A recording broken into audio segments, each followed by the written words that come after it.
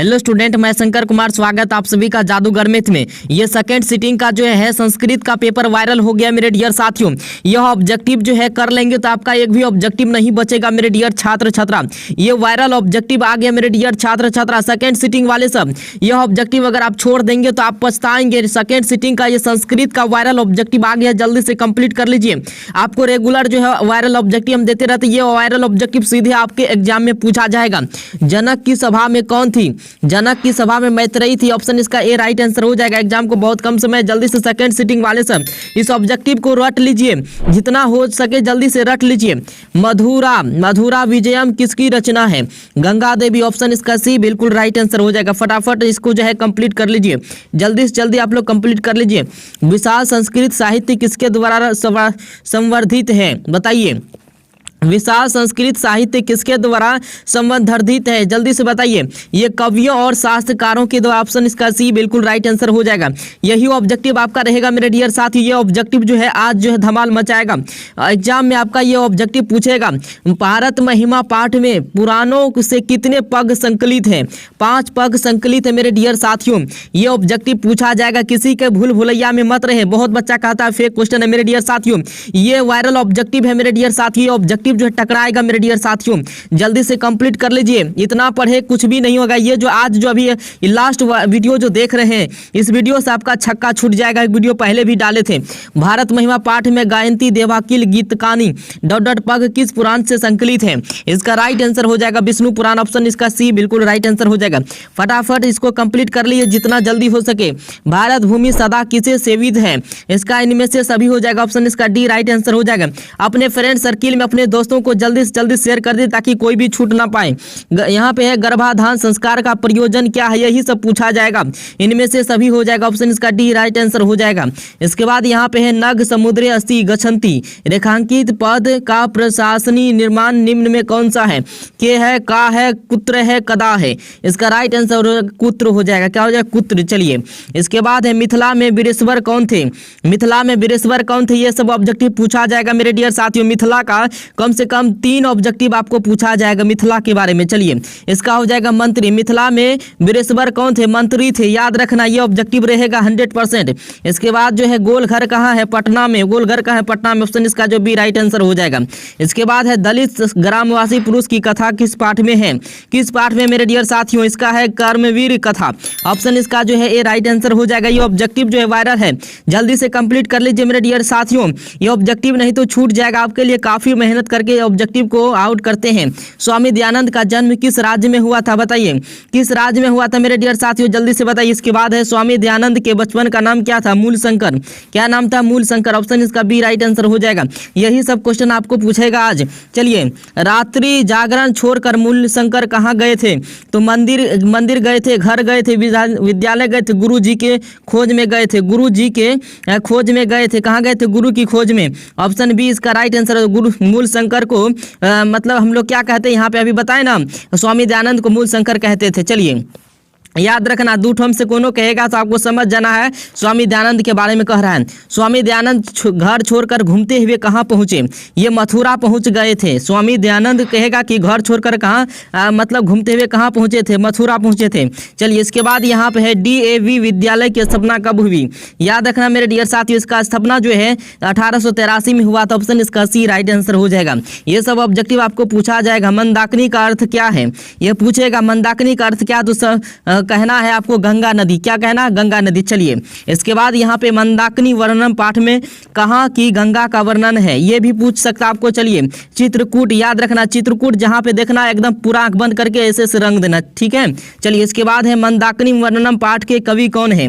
मंदाकिनी वर्णनम पाठ के कवि कौन है? जैसे ही यहाँ पे मंदाकिनी वर्णनम पाठ के कवि का नाम आएगा तो सीधा जो है यहाँ पे वाल्मीकि में, कहाँ पे? वाल्मीकि में रंग देना है। चलिए, इसके बाद यहाँ पे है राम ने बिलाक्षी से किसको संबोधित किया, बताइए। राम ने विलासक्षी से किसको संबोधित किया, सीता को। किसको किया था, सीता को। ऑप्शन इसका जो है ए राइट आंसर हो जाएगा। इसके बाद यहाँ पे तस्मीन पद का मूल रूप है, तस्मीन शब्द का मूल रूप क्या है मेरे डियर साथियों, जल्दी से बोलिए। इसका आदर्श हो जाएगा। ऑप्शन इसका बिल्कुल जो है डी राइट आंसर हो जाएगा। निवेदनम पद में उपसर्ग क्या है, निवेदनम पद में उपसर्ग क्या है मेरे डियर साथियों, तो नी है। क्या है, निवेदन। वेदनम जो है अलग हो जाता है ना, वेदनम अलग हो जाता है, और नी शब्द जुड़ा है तब ना निवेदनम हुआ है, तो इसलिए नी हो जाएगा। ऑप्शन इसका डी आंसर होगा। चलिए, किस पद में परि उपसर्ग है, परि उपसर्ग किस पद में है, परि, परि उपसर्ग, परिणाम, परिणामम, परिणामम में। ऑप्शन इसका ए राइट आंसर हो जाएगा। ये सब आज आपको पूछा जाएगा मेरे डियर साथियों, याद रखना, भूलना मत। इसके बाद है किस वाक्य में सप्तमी अधिकरणे च सूत्र से सप्तमी विभक्ति हुई है, नदीसु गंगा श्रेष्ठ अस्ति। ऑप्शन इसका बिल्कुल जो है ए राइट आंसर हो जाएगा, नदीसु गंगा श्रेष्ठ अस्ति। चलिए, इसके बाद यहाँ पे है अंतरम, अंतरम व्यव्य के योग में कौन सी विभक्ति है, बताइए। इसमें पंचमी विभक्ति। ऑप्शन इसका डी राइट आंसर हो जाएगा। ये सब ऑब्जेक्टिव पूछा जाएगा, याद रखना। इसके वृक्षम उपवसति, तो वाक्य किस सूत्र का उदाहरण है, ये जो है मेरे डियर साथियों कर्मणि द्वितीया का है। किसका है, कर्मणि द्वितीया का। ऑप्शन इसका डी आंसर हो जाएगा।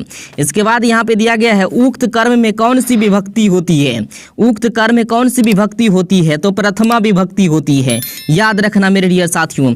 ये ऑब्जेक्टिव आज जो है धमाल मचाएगा। चलिए जल्दी से कीजिए कंप्लीट। नीलकंठ में कौन समास है, ये भी पूछेगा। नीलकंठ में कौन समास है, कर्मधारय समास। ऑप्शन इसका बिल्कुल ए राइट आंसर हो जाएगा। चलिए, इसके बाद किस पद में दीर्घ समास है, किस पद में समास जो है आपको कम से कम 10 गो पूछेगा, याद रखना, 10 गो कम से कम समास पूछेगा। किस पद में दीर्घ समास है, तो इसमें जो है सप्तपदी में, सप्तपदी में दीर्घ समास है। ऑप्शन इसका डी राइट आंसर हो जाएगा। इसके बाद है यहाँ पे किस समास का उत्तर पद प्रधान होता है, किस समास का उत्तर पद जो है प्रधान होता है, तत्पुरुष समास का जो है उत्तर पद जो है प्रधान होता है। ऑप्शन इसका जो है ए राइट आंसर हो जाएगा।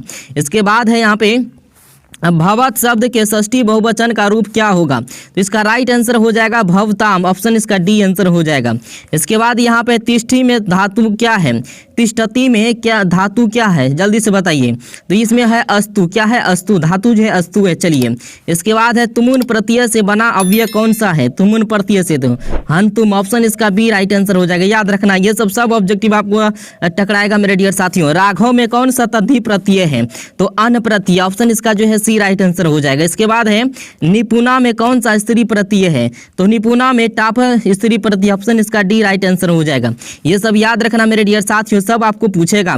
चलिए, व्याघ्रपथी कथा किस ग्रंथ से संकलित है, तो हितोपदेश से संकलित। ऑप्शन इसका ए राइट आंसर हो जाएगा। ये सब ऑब्जेक्टिव जो टकराएगा मेरे डियर साथियों, जल्दी से कंप्लीट कीजिए। बाघ के हाथ में क्या था, बाघ के हाथ में क्या था, इसका कुश है। क्या है, कुश। ऑप्शन इसका सी आंसर हो जाएगा।